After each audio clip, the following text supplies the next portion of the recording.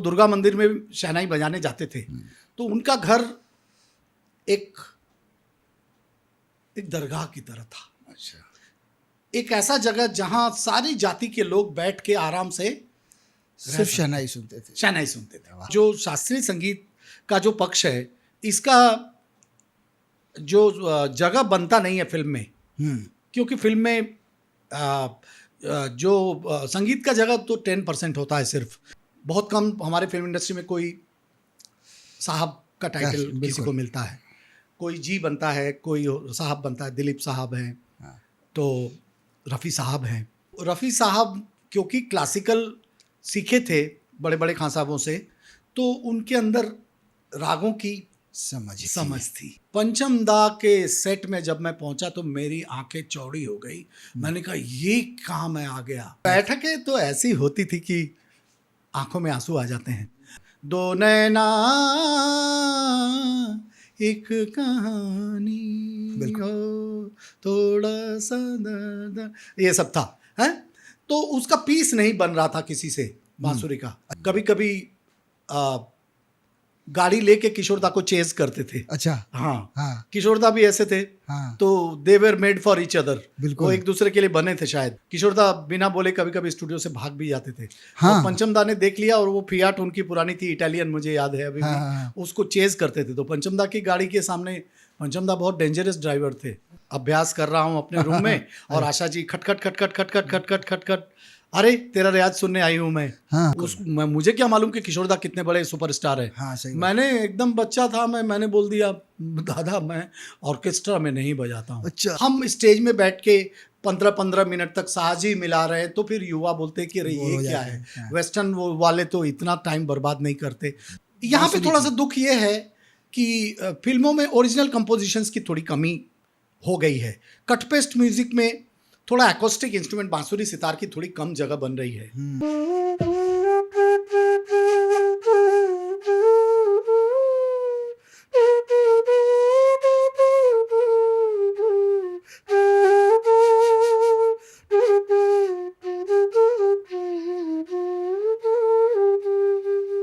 जिस शहर बनारस की सुबह उस्ताद बिस्मिल्लाह खान के शहनाई की आवाज़ के साथ होती थी, उसी शहर ने बांसुरी के विद्वान को भी जन्म दिया है। जी हाँ, हम बात कर रहे हैं पद्मश्री रोनू मजुमदार साहब की, जिन्हें हम सब रोनू दा के नाम से जानते हैं। स्वागत है दादा आपका श्रेष्ठ भारत में। नमस्कार। उस्ताद बिस्मिल्लाह खान का नाम आते ही बनारस दोनों को अलग नहीं कर सकते आप। नहीं। आपका नाम भी उसी शहर से जुड़ा है जिस शहर में उनका जन्म हुआ, उसी शहर से आप पैदा हुए। कितना फ़ख्र महसूस करते हैं? मैं बिस्मिल्लाह खान साहब हड़हा मस्जिद के पास उनका मकान था जी। और मैं उनके घर में ऐसे ही बस बचपन में 7-8 साल की उम्र में चला जाता था। और उनका रियाज सुनता था। अच्छा। कि कैसे वो रियाज करते हैं, कैसे अभ्यास करते हैं शहनाई लेके सुबह सुबह। और वो दुर्गा मंदिर में शहनाई बजाने जाते थे। तो उनका घर एक दरगाह की तरह था। अच्छा। एक ऐसा जगह जहां सारी जाति के लोग बैठ के आराम से सिर्फ शहनाई सुनते थे। वाह। तो वहां से हमने इंसानियत सीखी उनके दरबार में, और संगीत की पूजा सीखी। और उनके अलावा गिरिजा देवी जी, पंडित किशन महाराज, बिस्मिल्लाह खान साहब, ऑफ कोर्स, बिल्कुल, उस पंडित गुदई महाराज, ये सारे कलाकारों को मैंने जवानी में देखा। तो समझिए कि इन्हीं लोगों को सुनते सुनते मैं कब कला के सागर में डूब गया ये मुझे पता ही नहीं चला। बिल्कुल, इन लोगों ने मुझे डुबा दिया। बिल्कुल। तो बांसुरी आपने सबसे पहली बार किस उम्र में उठाई थी? 6 साल की उम्र में। अच्छा। 6 साल की उम्र में मैं सारनाथ में था, बनारस के पास ही। जी बिल्कुल। सारनाथ। तो सारनाथ में पिताजी बांसुरी, पिताजी की मैंने 6-7 तोड़ दी थी।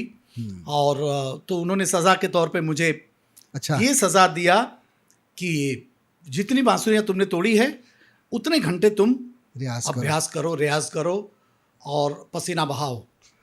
तो वो सज़ा मेरे लिए दुआ बन गई और वो दुआ आज तक कायम है। आपको लगी अच्छी से दुआ। और लंबा सफ़र रहा था आपका। आप सोचिए, उस्ताद बिस्मिल्लाह खान का दरबार कहें और लता दीदी का साथ कहें। जी, एक लंबा सफ़र। किस तरह देखते हैं आप? ये सफ़र आसान तो नहीं था, मगर कहते हैं ना, सफ़र में धूप तो होगी, जो बिल्कुल। चल सको तो चलो। बिल्कुल। यहाँ पे भीड़ बहुत है, निकल सको तो चलो। तो यहाँ पे बम्बई में होम्योपैथिक पिताजी का था, बांसुरी के अलावा। बांसुरी तो वो शौकिया बजाते थे। जी। तो हम लोग बम्बई आ गए नेचुरली। सपनों की नगरी में आने का कोई ख्याल तो नहीं था, मगर आ गए तो फिर यहाँ पे संघर्ष शुरू हो गया। पढ़ाई के साथ साथ इधर उधर भटकना, और क्योंकि मैं बड़े घर से नहीं था, किसी उस्ताद या पंडित का बेटा नहीं था, तो अपनी पहचान खुद ही बनाना एक बहुत दुस्साहस का काम था, बिल्कुल। और वो हमने किया। और बहुत बखूबी किया। आज पद्मश्री से सम्मानित हैं, आपको बधाई। आपको इसी थैंक साल यू। पद्म इसी साल पद्मश्री मिला मुझे। दादा, फिल्म इंडस्ट्री में कितनी जगह देखते हैं आप शास्त्रीय संगीत की? देखिए, सबसे पहले संगीत का जो शास्त्रीय संगीत का जो पक्ष है, इसका जो जगह बनता नहीं है फिल्म में, क्योंकि फिल्म में जो संगीत का जगह तो 10% होता है सिर्फ। बिल्कुल। मैं बैकग्राउंड म्यूजिक की बात नहीं कर रहा हूँ, मैं गानों की बात गानों कर रहा हूँ। की। गानों का आप अगर 4-4 मिनट का एक गाना ले, अगर 6 हो भी, फिर भी क्या होगा? 24 मिनट। 24 मिनट के अलावा 3 घंटे की फिल्म में उससे ज़्यादा जगह नहीं होती। उसमें भी गाना मेन होता है। साज में कितना आप क्लासिकल लाएंगे? यहाँ तो क्लासिकल रागों में एक एक राग को हम 1.5 घंटा बजाते हैं। हाँ, झलक सबसे ज़्यादा जो दिया वो संगीत के बहुत बड़े मौसीकीकार जो थे और हरदम रहेंगे, नौशाद साहब ने रागों का हाँ, उन्होंने बहुत बखूबी इस्तेमाल किया। आप बैजू बावरा देख लें, जिनके गाने मैंने बजाए। उस वक्त तो मैं नहीं था फिल्म इंडस्ट्री में, मगर ट्रिब्यूट टू नौशाद मैंने बजाया। अच्छा मैंने कहा कि मैं वो गाने बजाऊंगा जी। सिर्फ नौशाद साहब को याद करने के लिए। तो रोनू मजूमदार ट्रिब्यूट टू तो नौशाद कुछ सुना दीजिए फिर हमारे दर्शकों को भी। तो मैं ए दुनिया ओ दुनिया के रखवाले में, राग दरबारी में क्या काम उन्होंने किया, देखिए जी।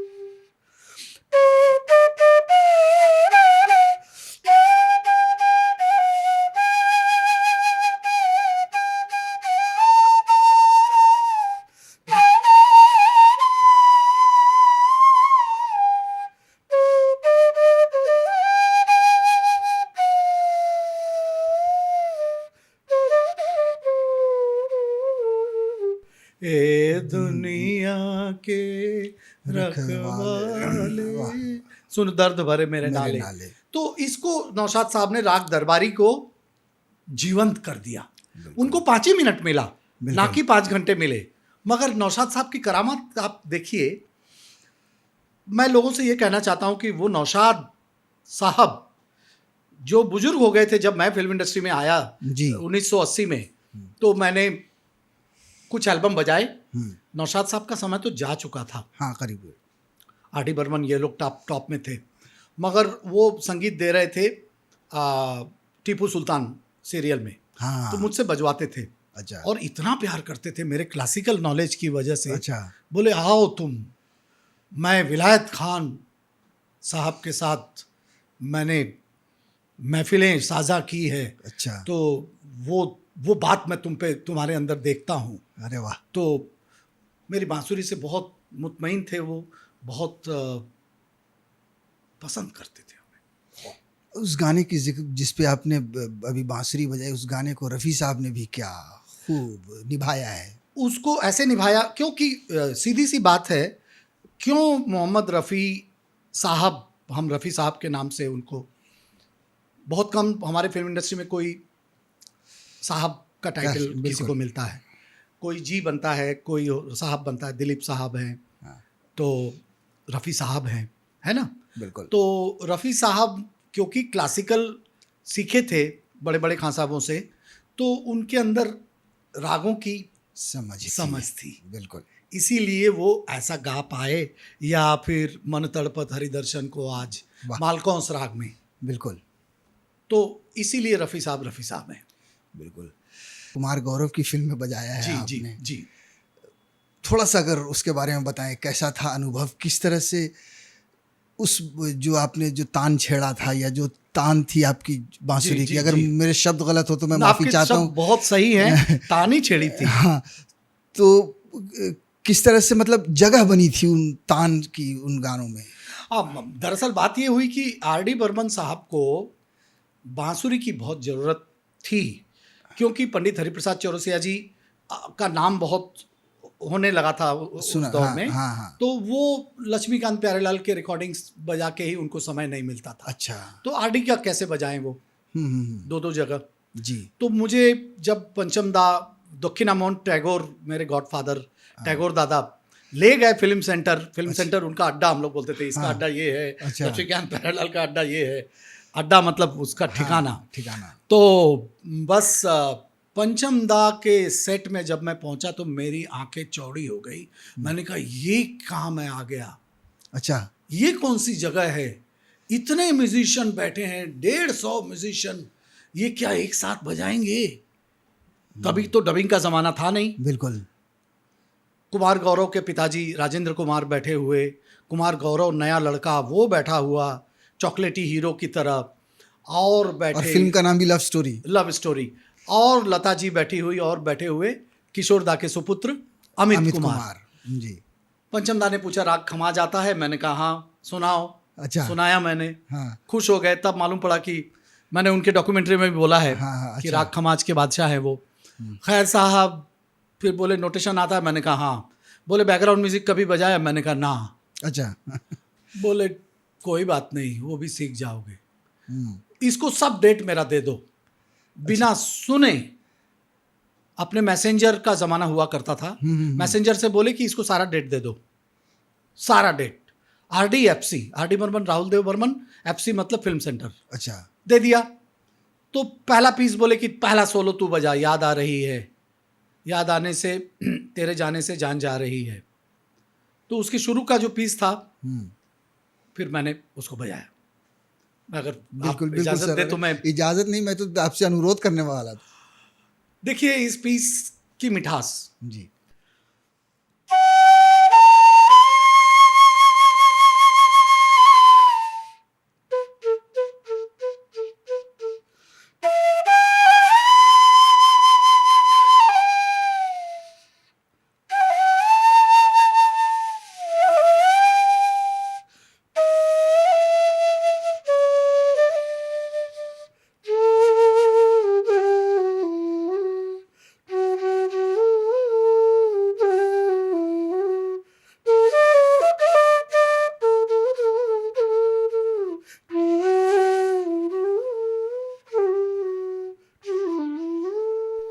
ये वाह। गाने को फिर बीच में भी मेरे पीसेस हैं, जी। मतलब वो बांसुरी का गाना बन गया। फिर तो पंचम दा के सारे गाने मैंने इन अंत तक पंचम दा का साथ निभाया, मैंने उनको नहीं छोड़ा। कैसे थे वो, मतलब किस तरह उनकी बैठकें होती थी, आप लोग उनके साथ बैठकें तो ऐसी होती थी कि आंखों में आंसू आ जाते हैं। आ हाय रे हाय, क्या बैठकें। पंचम दा, मासूम, मैं एक किस्सा बता रहा हूँ। जी जी मासूम एक फिल्म आई थी जी। नसीरुद्दीन शाह, नसीरुद्दीन शाह की। तो उसका एक गाना था, दो नैना एक कहानी। दो नैना एक कहानी, बिल्कुल। हो थोड़ा सा दर्द, ये सब था है। तो उसका पीस नहीं बन रहा था किसी से बांसुरी का। अच्छा। पंचम दा नहा रहे थे अंदर, मुझे कहते हुए कोई अधनंगे तौलिया पहन के बाहर आए। अच्छा। बोले अरे वो उसमें कोमल धा लगा, कोमल धा लगा, कोमल धा लगा। अच्छा। तो मैंने बोला कोमल धा कहाँ लगा? पा नी रे नी धा पा गा धा, ये कोमल धा। वाह। तो वो मैं बजा रहा हूँ, हाँ, देखिए। जी।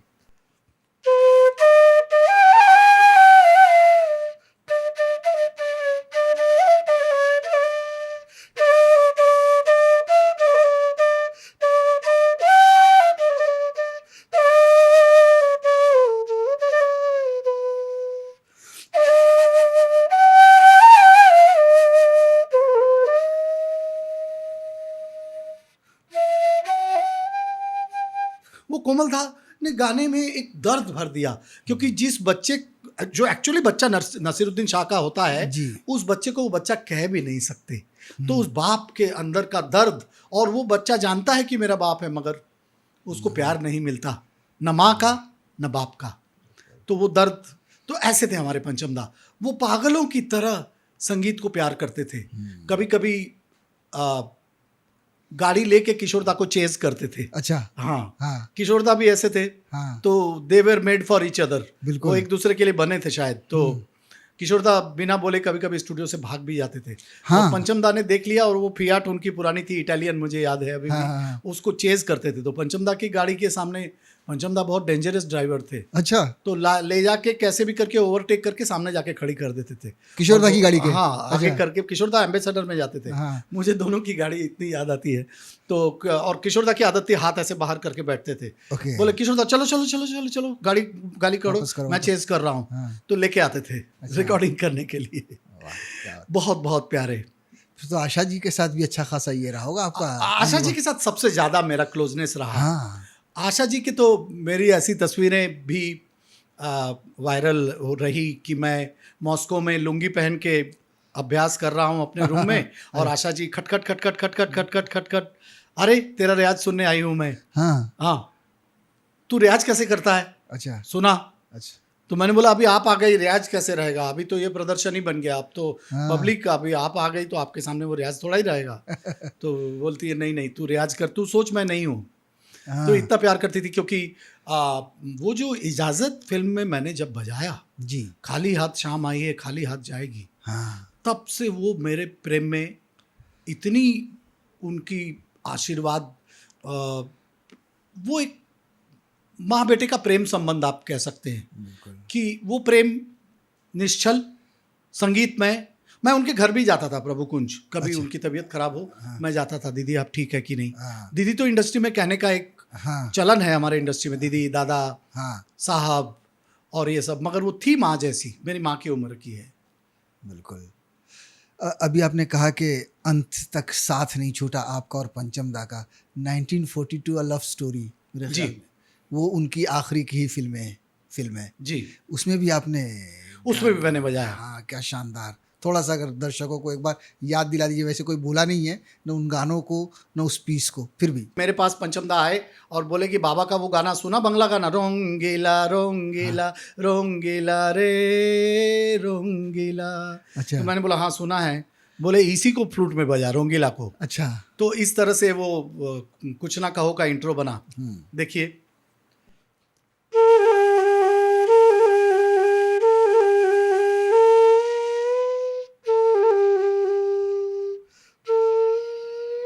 ये जो मीड़ है, ये पंचमदा को बहुत अच्छा लगता था। बोले कि मीड़ लेने का जो तेरा स्टाइल है, हाथ को ऐसे करके, वो पीस में आना चाहिए। तो आया, देखिए, और पूरे गाने में फ्लूट फ्लूट का फिलर है।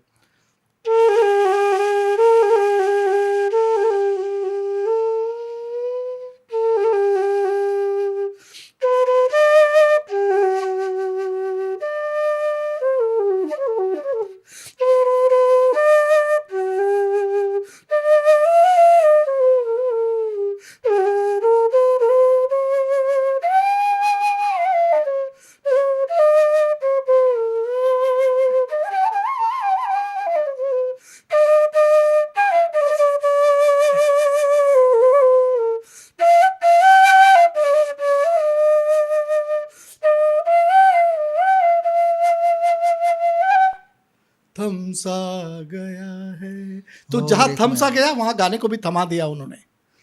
और एक मैं हूँ और एक तू। जी जी। लता जी के साथ आप बहुत। मैंने गाना बहुत शेयर किया, यहाँ तक कि पानी पानी रे तक भी मैं उनके साथ रहा। अच्छा। माचिस में पंचमदा गुजर हाँ, जाने के बाद माचिस में भी मैंने बजाया। मगर मुझे दुख ये है जीवन का कि एक्चुअली वो मुझे उषा मंगेशकर, जो उषा ताई है ना, जी। वो मुझे बीट्स स्टूडियो में मिली थी।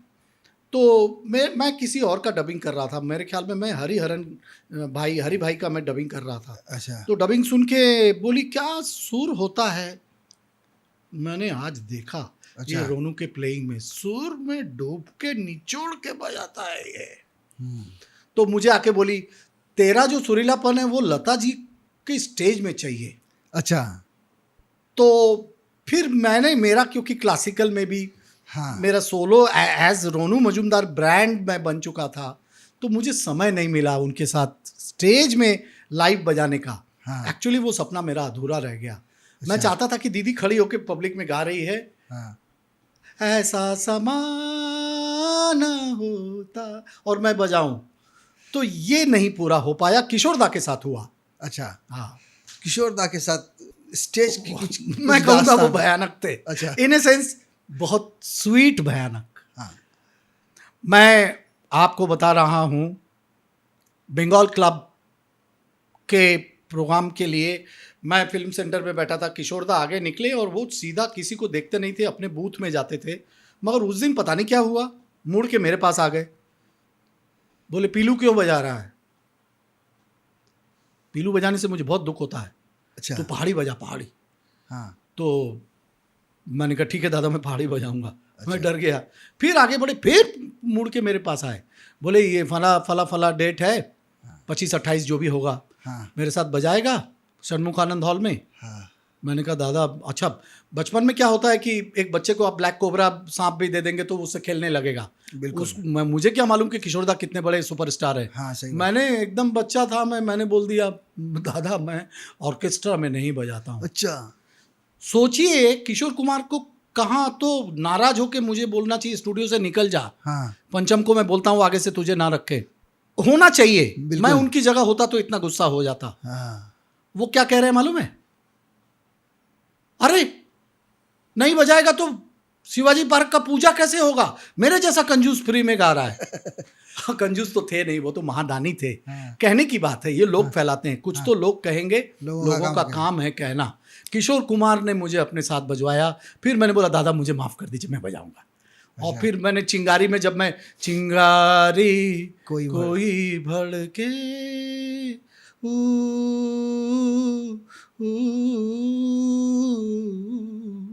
उसमें जब मैं पीस भूल गया तो भूल गया, फिर से गाता हूँ। तो नाराज नहीं हुए, वो हर चीज को एक जिंदगी देते थे। जिंदगी क्या है वो मैंने किशोर कुमार से सीखा।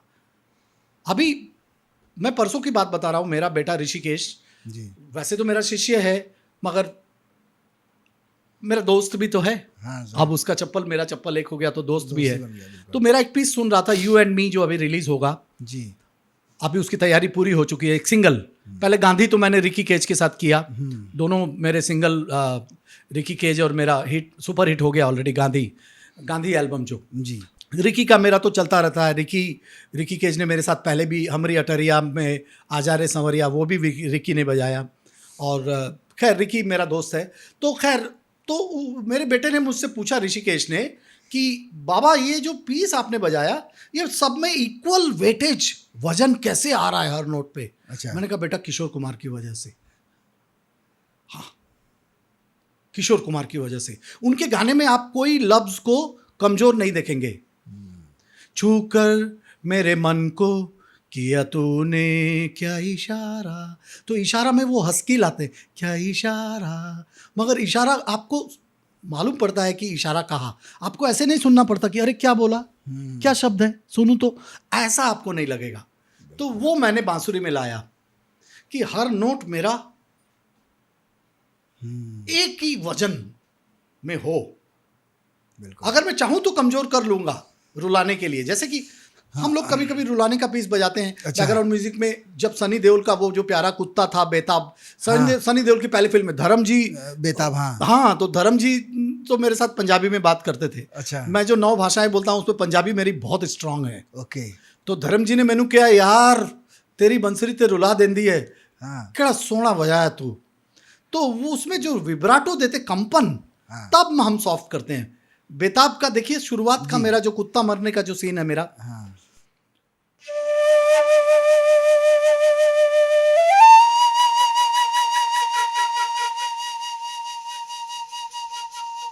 ये कंपन। अभी मीड,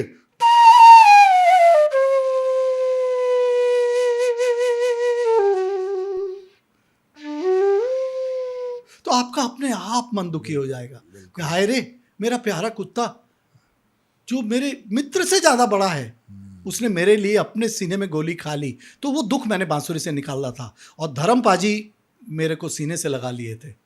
और मैं एक बात कहना चाहता हूँ जी, जी। थोड़ा धर्म जी के लिए। जी, जी, बोलिए। जब उन्होंने मुझसे हाथ मिलाया तो ऐसा लगा कि मेरा हाथ टूट जाएगा। इतने वो सचमुच के रेसलर थे हाँ, और बहुत तगड़े। ही धर्म मैन, जी एक्चुअल ही मैन। actually। मुझे लगा कि 10 किलो का हाथ किसी ने मेरे हाथ, और तेरा जवाब नहीं, और तेरा जवाब नहीं, तो वो तेरा जवाब नहीं में तो मेरा तेरा मेरा हो गया। ऐसी हालत मेरी हुई। रफ़ी साहब से भी मुलाकात हुई होगी दादा? 2 गाने में सिर्फ। हाँ। फिर रफ़ी साहब स्वर्ग सिधार गए। मैं कहानियाँ आती है, कहानियाँ सुनाती है, पवन आती जाती, उस गाने में मैंने बजाया। अच्छा। उसमें एक जगह मैं दर्शकों से ये कहना चाहता हूं कि जब कोई गायक, मैं इसलिए रहमान को बहुत मानता हूं एक चीज के लिए, वो क्या करता है, गायक से बोलता है आप 50 बार गाओ, मैं उसमें से सबसे अच्छा होगा वो रख लूंगा। अच्छा। हाँ। हाँ। तो उस जमाने में तो लाइव टेक थे, तो वो सुविधा नहीं थी। नए जमाने की हम लोग बुराई करते हैं, मगर ये भी मानना पड़ेगा कि नए जमाने में कुछ अच्छी चीजें भी हो रही है जो बिल्कुल। पहले नहीं थी। तो उसमें रफ़ी साहब ने एक जगह लिया था, मैं वो जगह मैं कभी मरते दम तक तो नहीं भूलूंगा। कैसे मालूम है? कहानियां सुनाती है, पवन आती जाती, हाय हाय हाय हाय हाय रे रफ़ी साहब कहाँ चले गए, मेरे आंख भर आ गए। मैंने अंतरे में एक फीलर बजाया था, उठाई दोनों ने कसम के बाद।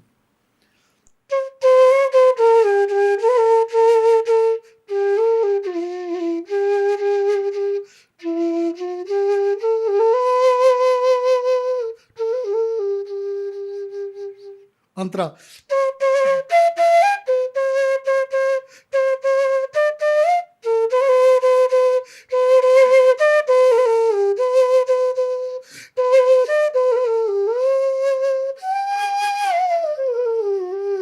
ये फिलर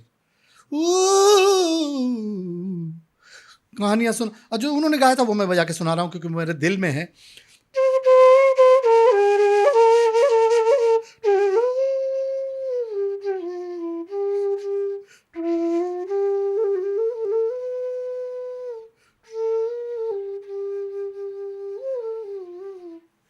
ये रफ़ी साहब के साथ मैंने बजाया, और दोस्ताना में किशोरदा रफ़ी साहब का डुएट मैंने बजाया। अच्छा। बने चाहे दुश्मन जमाना हमारा। हाँ, वो महबूब में हुआ था। तो वो भी लाइव रिकॉर्डिंग हुआ था? Live live live. तो लाइव इतने सारे म्यूजिक के साथ किशोर साहब खड़े हैं, किशोरदा खड़े हैं, रफ़ी साहब खड़े हैं, इतने सारे लाइव, वो कैसा अनुभव होता था वो बजाना? अरे वो एक बड़े परिवार की तरह होता था, और टेंशन ये होता था कि हम सबको सही बजाना है, नहीं तो हमारी गलती की वजह से रफ़ी साहब को दोबारा गाना पड़ेगा, किशोरदा को दोबारा गाना पड़ेगा। हाँ। तो हमें टेंशन बहुत होती थी। हाँ। और उसी टेंशन से शायद हम लोग एक परफेक्शन वाले म्यूजिशियन बन गए। परफेक्ट तो कोई होता नहीं। जाकिर साहब ने बहुत बड़ी बात कही, there is nothing called perfection, everything is getting better. Ustad Zakir Hussain जी ने ये कहा, तो उनकी बात एकदम सही है, मैं उससे एकदम सहमत हूँ, एक मत हूँ। मगर परफेक्शन के करीब तो हम गए। बिल्कुल। परफेक्शन परफेक्ट नहीं है हम, बिल्कुल हम दावा नहीं कर रहे, मगर नज़दीक तो गए। जब क्लासिकल की तरफ वापस चलते हैं तो किनके साथ जुगलबंदी करने में आपको मज़ा आता है? मेरे को जो पद्म विभूषण डॉक्टर बाल मुरली कृष्णा जी के साथ मुझे जो आनंद आता था, वो चले गए, तो वोकल के साथ बजाने का मेरा मज़ा भी मेरे ज़िंदगी से कहीं खो गया। हाँ, आज के ज़माने में पंडित तरुण भट्टाचार्य जी, विद्वान मैसूर मंजूनाथ जी, विद्वान गणेश कुमरेश जी, विदुषी जयंती कुमरेश जी, वीणा वर्चुओसो, इन लोग के साथ मुझे जुगलबंदी, बॉम्बे जयश्री मेरी चाइल्डहुड फ्रेंड जो ऑस्कर विनर है, तो इनके साथ लाइफ ऑफ पाए में जो गाई है जी, तो इन लोगों के साथ जुगलबंदी करने में मुझे बहुत मज़ा आता है। आपने अपने बेटे को भी सिखाया है, जी। उसके साथ जुगलबंदी में मज़ा आता है ऋषिकेश के साथ? मैं उसको थोड़ा नाम लेना रह गया। मुझे ऋषिकेश के साथ मज़ा ये आता है कि I throw challenge on him. That time I am not his father and guru, I M A competitor. अच्छा। मैं उसको कहीं छोड़ता नहीं, और कमाल की बात है कि वो बदमाश भी मुझे छोड़ता नहीं है। अच्छा। वो भी मुझे हराने की कोशिश करता है। एक दूसरे को टक्कर देते, पटकनी जो देना बोलते हैं, पटकनी देते देते कुछ ऐसा हो जाता है कि जा मैं भी तुझे बताता हूँ, बाप बाप होता है। तो कई बार मैंने स्टेज में बोल भी दिया, अरे दिखाता हूँ तुझे, बाप बाप होता है। तो बाप बाप ही होता है। कई बार मैंने पटकनी दी उसको, हाँ। और कई बार उसने भी मुझे तुक तुक तुक तुक तुक तुक तुक तुक, उसका मुझसे जरा अच्छा बजाता है वो ये पोर्शन, तो वो भी मुझे पटकनी दे चुका है। तो दादा आज के युवाओं में भारतीय शास्त्रीय संगीत को कहाँ देखते हैं आप, युवाओं में खास तौर से? क्या लोगों में है उसके लिए मोहब्बत? साहब, मैं आपसे कहूंगा कि इतनी मोहब्बत है, इतनी मोहब्बत है कि मेरे वेबसाइट में भरे रहते हैं फैन पेज की, आपकी दूसरी एल्बम कब आ रही है, आप कहाँ बजा रहे हैं, आप कहाँ बजा रहे हैं। हाँ, युवाओं को आज रॉक नहीं चाहिए, अच्छा साउंड सिस्टम चाहिए, अच्छा माहौल चाहिए, हॉल में एसी होना चाहिए, थोड़ा अच्छा पैकेजिंग हमें उनको चाहिए। हम स्टेज में बैठ के 15-15 मिनट तक साजी मिला रहे हैं तो फिर युवा बोलते हैं कि अरे ये क्या है, वेस्टर्न वाले तो इतना टाइम बर्बाद नहीं करते। तो there is a global market you see. So अभी हम लोग बहुत प्रोफेशनल हो गए हैं। मैं नीलाद्री कुमार जी को बहुत मानता हूँ। वो मुझसे छोटे हैं मगर बहुत प्रोफेशनल और एक लेजेंडरी स्टेटस की तरफ बढ़ते जा रहे हैं। वो हैं ही लेजेंड, तो वो बहुत प्रोफेशनल हैं। मैंने उनका नाम इसीलिए लिया क्योंकि वो बैठते हैं तो 2 मिनट में उनकी ट्यूनिंग हो जाती है और वो बजाना शुरू करते हैं। अच्छा। तो ऐसे म्यूजिशियंस को फिर पब्लिक पसंद करती है। बिल्कुल। फिल्मों में आजकल जगह बनती है अब? यहाँ पे बांसुरी थोड़ा की? सा दुख ये है कि फिल्मों में ओरिजिनल कंपोजिशंस की थोड़ी कमी हो गई है। कट पेस्ट म्यूजिक में थोड़ा एकॉस्टिक इंस्ट्रूमेंट बांसुरी सितार की थोड़ी कम जगह बन रही है। मगर शांतनु जी तो मुझे बांसुरी लेके गुलजार साहब के ऊपर जो शांतनु मोहित्रा। शांतनु मोहित्रा, अच्छा। तो वो खुद बहुत बड़े सरोद वादक हैं। और ऐसे जो म्यूजिक डायरेक्टर हैं शंकर एहसान लॉय, तो ये लोग अच्छा एक्रोस्टिक इंस्ट्रूमेंट यूज करते हैं। ए.आर. रहमान ने भी किया। मैंने एक ही तान बजाया था, बार बार दुम डा डा डा डा डा, उस गाने में। उसमें एक रन था, वो यहाँ पे बीआर फिल्म में उन्होंने ओरिजिनल बांसुरी के लिए मुझे बुलाया। अच्छा। फिर उनका अपना फ्लूट प्लेयर तो था ही, नवीन। हाँ। तो फिर मुझे नहीं बुलाते थे, मगर एक खास रन बजाने के लिए मुझे बुलाए थे वो जोग में।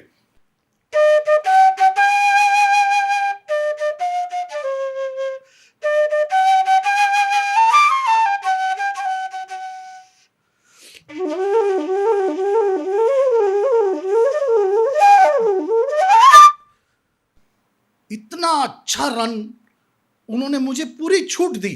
रोनुदा, play the way you want. अच्छा। तो रहमान की ये गुण है। तो ए.आर. रहमान, वो तो मेरा पुराना दोस्त है। रहमान तो क्योंकि वो इलिया राजा के अंडर में रहमान बजाता था और उसका नाम था दिलीप। हाँ। तो दिलीप, अभी भी मैं दिलीप ही बोलता हूँ उसको। अच्छा। हाँ, तभी उसको वो बना नहीं था रहमान, तो मगर वो उतना ही प्यारा है जितना प्यारा कि वो था, उतना ही प्यारा है।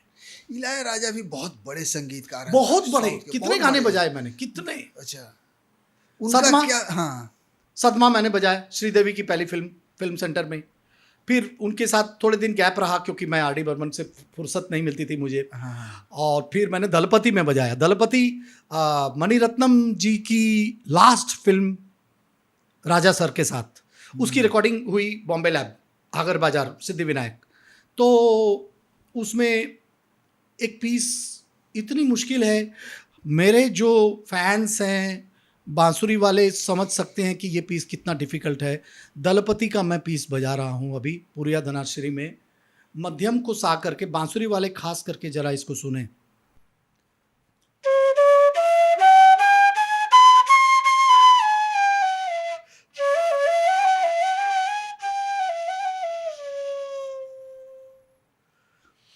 One two three four.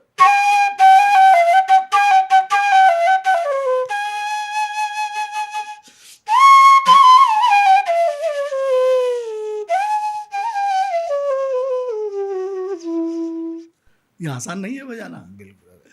हालत खराब हो जाएगी, क्योंकि ये जगह है।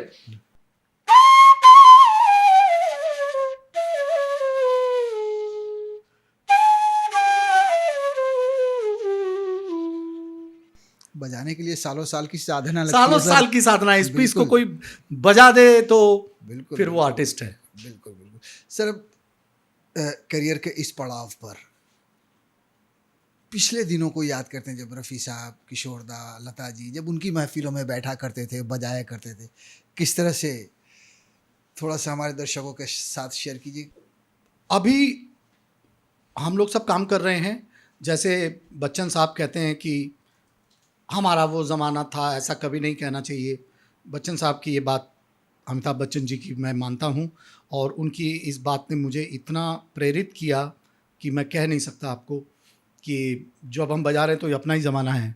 अपना ज़माना ऐसा था क्यों कहें, मगर कहीं थोड़ा खालीपन लगता है कि जो हमारे सिटिंग्स होते थे, जो हम म्यूज़िक डायरेक्टर के घर चले जाया करते थे चीज़ों को समझने के लिए, वो अपनापन कहीं खो गया। थोड़ा फेक लगता है सब कुछ। अच्छा। हाँ, स्टूडियो में जब जाते हैं तो दीवालों के सामने बजाते, कहाँ गई वो आशा भोसले जो सिंगर बूथ से निकल के बोलेगी कि क्या बजाया आज तूने। तो वो लाइव रिकॉर्डिंग में क्या होता था, हम लोग ये नहीं सोचते थे कि डायरेक्टर मनमोहन देसाई ने मेरा नाम दिया कि नहीं, सुभाष घई जी ने मेरा नाम दिया कि नहीं। हम ये सोचते थे कि जो सिंगर गा रहे म्यूजिक डायरेक्टर की वाह वाह मिल जाए, वही बहुत बड़ी बात है। तो वो ज़माना मिसिंग है। मिस करते हैं हम लोग, थोड़ा खाली खाली लगता है। पता नहीं, वो जगजीत साहब कहते हैं ना कि इस शहर में किससे मिले हमसे तो छूटी महफिलें, तो ये गाते हुए कभी आंख भर आती है, इस शहर में किससे मिले हमसे तो छूटी महफिलें। अभी और सब कुछ है, कहीं दिल रूठ गया है। कहीं दिल रूठ गया। और बनारस की याद आती है उन बचपन की, कभी जाते हैं अब? मैं जाता हूँ तो रामापुरा जाता हूँ। महादेव गुरुजी, महादेव प्रसाद मिश्रा जी, ठुमरी सम्राट, अभी दूसरे ठुमरी सम्राट गुजर गए, छन्नू लाल मिश्रा जी अभी अभी चले गए 89 नहीं 89 के एज में चले गए। तो ऐसे लोग पैदा नहीं होंगे। तो मैं रामापुरा, एक एरिया है बनारस में, वहाँ मैं अभी भी जाता हूँ। उनके बेटे गणेश प्रसाद मिश्रा से मिलता हूँ, और माँ अभी भी जीवित है, माँ जी, तो उनका आशीर्वाद लेता हूँ। बहुत बहुत शुक्रिया सर, आपने हमें समय दिया। बहुत अच्छा लगा आपसे बात करके। धन्यवाद। थैंक यू इकबाल भाई। ऐसे ही हम आते रहेंगे, जरूर, और कभी भी इनवाइट करिए। जरूर। नमस्कार। श्रेष्ठ भारत पर खबरों से जुड़े रहने के लिए चैनल को सब्सक्राइब और लाइक करें, बेल आइकन दबाएं और देखते रहें श्रेष्ठ भारत।